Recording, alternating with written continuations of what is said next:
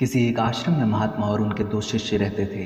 दोनों शिष्य महात्मा के कहे अनुसार भगवान का भजन व पूजन करते थे। आश्रम के सभी कार्यों को भी बहुत ही लगन से दोनों ही किया करते थे।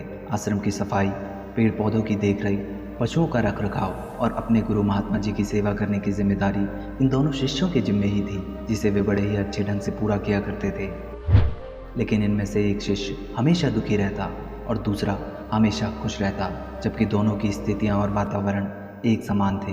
पहला शिष्य छोटी छोटी बात पर परेशान हो जाता और दूसरा विपरीत बातों में भी अच्छा खोजकर प्रसन्न हो जाता और हमेशा खुश रहता।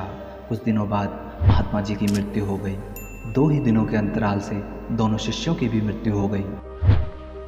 देवयोग से स्वर्गलोक में भी तीनों एक ही स्थान पर जा मिले, लेकिन यहाँ भी पहला शिष्य अशांत था और दूसरा प्रसन्न।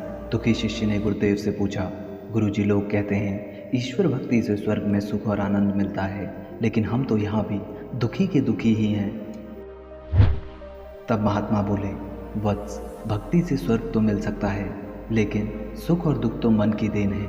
मन शुद्ध हो तो नर्क में भी सुख है, और यदि मन शुद्ध ना हो तो स्वर्ग में भी दुख है।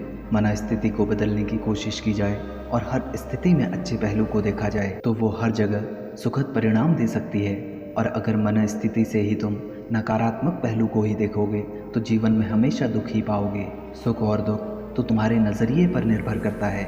वस्तुतः प्रत्येक स्थिति में प्रसन्न रहने वाला प्रतिकूलता में भी अनुकूलता खोज लेता है और दुख व निराशा पर विजय प्राप्त कर लेता है और सदा सुखी बना रहता है। सार यह है कि हर स्थिति में अच्छे सुखद पहलू को देखो और सकारात्मक बने रहो तो तुम हमेशा खुश रह पाओगे। और अगर तुमने अपने नज़रिए को न बदला तो चाहे तुम्हें कितना ही स्वर्ग और सुख क्यों ना मिल जाए, तुम उसमें भी दुख खोज ही लोगे। इसलिए अपने देखने के ढंग को बदलो और हमेशा सुख देने वाले पहलू को देखो और हमेशा जीवन में सकारात्मक सोच रखो।